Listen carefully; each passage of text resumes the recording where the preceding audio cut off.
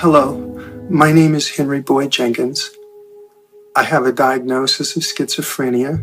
I had depression. I had a miserable, horrible life for many years. I also happen to have been diagnosed bipolar 1 disorder. I'm also someone who suffers from chronic schizophrenia. I suffer from borderline personality disorder, major depression and anxiety. I live with bipolar disorder. My dad suffered from depression and anxiety. My sister has bipolar disorder, and my nephew has schizophrenia. Mental illness strikes with a two-edged sword. On one side are the symptoms and the stress and disability. My dad committed suicide because of those feelings of anxiety and depression. So I went from practicing law on that Friday to being in bed for a number of months.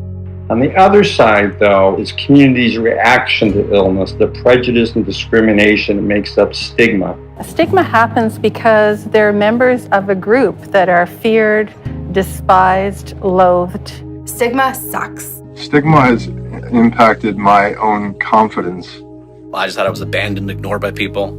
I've come to learn that it's a very common occurrence with people with mental illness. The stigma, the version of what it is to be mentally ill, has cost me 2 of my siblings out of 3.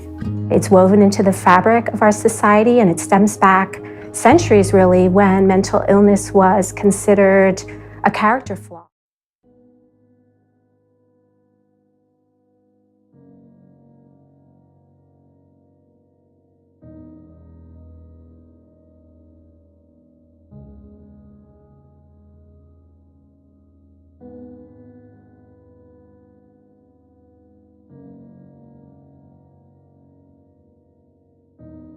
My best friend, Steve, sensing that something was terribly wrong, flew out to New Haven to be with me. Now I'm going to quote from some of my writings. I opened the door to my studio apartment. Steve would later tell me that for all the times he had seen me psychotic, nothing could have prepared him for what he saw that day. For a week or more, I had barely eaten. I was gaunt. I walked as though my legs were wooden. My face looked and felt like a mask. I had closed all the curtains in the apartment, so in the middle of the day, the apartment was in near total darkness. The air was fetid, the room a shambles. Steve, both a lawyer and a psychologist, has treated many patients with severe mental illness, and to this day, he'll say I was as bad as any he had ever seen.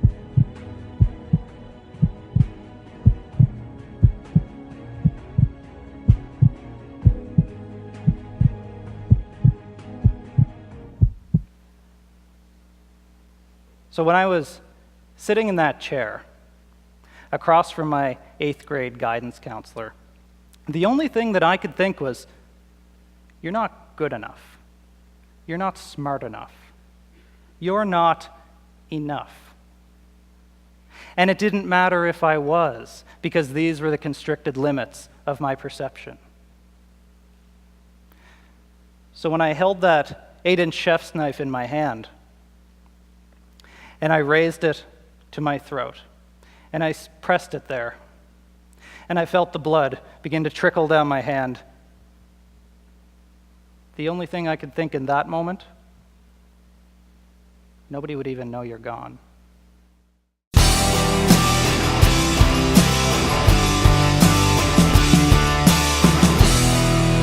We all know in here, there is no devil, there are no voices in your head. You know that when you have those abusive voices, all those little neurons get together, and in that little gap, you get a real toxic, I want to kill myself kind of chemical. And if you have that over and over again on a loop tape, you might have yourself depression.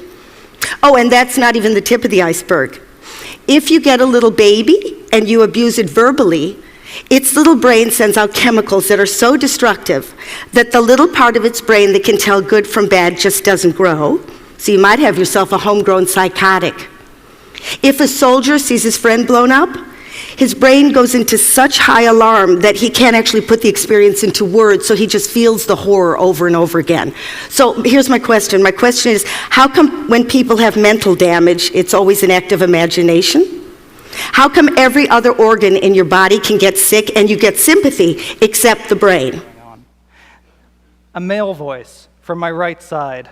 I heard him scream to me, "Jump, you coward!" Okay, that's enough. Again, I took a deep breath in, And as I did, my arms, they seemed to rise from the railing, like they'd suddenly become weightless and unburdened. I could feel the edge of the concrete under the arches of my feet begin to shift. I started to pitch forward, and as I did, I felt the wind blow around my body and on my face and through my hair, and it felt free. Then an arm reached around my chest. A hand grabbed the back of my shirt. The man in the light brown jacket later told police that my body was completely limp when he grabbed me and he dragged me backward over the railing. Can suicide really be a choice if it's the only choice available? We ask ourselves, how can it be the only choice? How can it even be a rational choice? And hopefully we wonder and we ask ourselves how we can help. Well, we can start to help by better appreciating that our mental health is contingent on this state and the flexibility of our perceptions. Whether we have a mental illness or not, how expanded or how contracted our perception becomes impacts the choices that we make.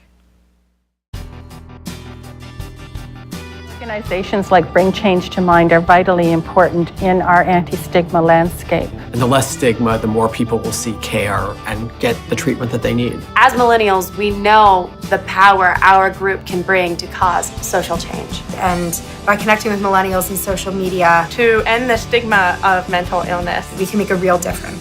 What they do and what efforts they take on really will move that needle of stigma and move toward the goal of ending stigma toward mental illness in contemporary society. We have to be the generation to really normalize and get people talking about it, because if they don't, nothing's going to change, and we need it to Sorry to be change. the bearer of bad news, but somebody has to be.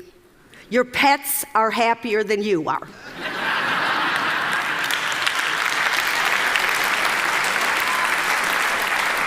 So kitty cat, wow, happy, happy, happy. Human being, screwed.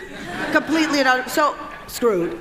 But my point is, if we don't talk about this stuff and we don't learn how to deal with our lives, it's not going to be 1 in 4. It's going to be 4 in 4 who are really, really going to get ill in the upstairs department. And while we're at it, can we please stop the stigma?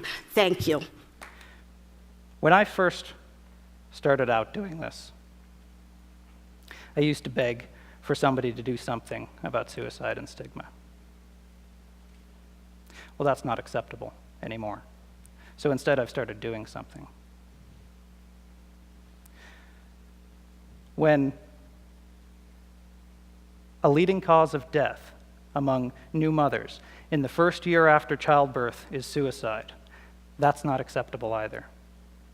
When our First Nations, Inuit, and Métis communities are being ravaged by a suicide rate 5 to 6 times higher than the national average, that's not acceptable. When almost a quarter of 15 to 25-year-olds, who die at all, die by suicide, that is not acceptable. So like I said, when I used to plead for people to do something, and that's not acceptable either, well, you're here, and you're doing something already. Because you're changing the way you think, and that's what changes the world.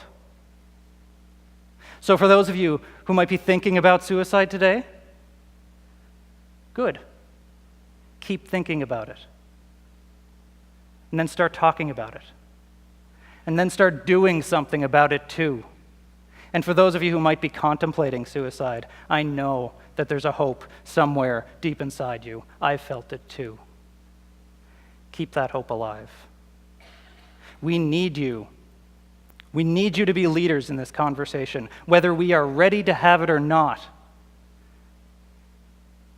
And trust me, if you're anything like me, it's this conversation that's going to keep you alive every single day, as though you've got just one more day. Thank you.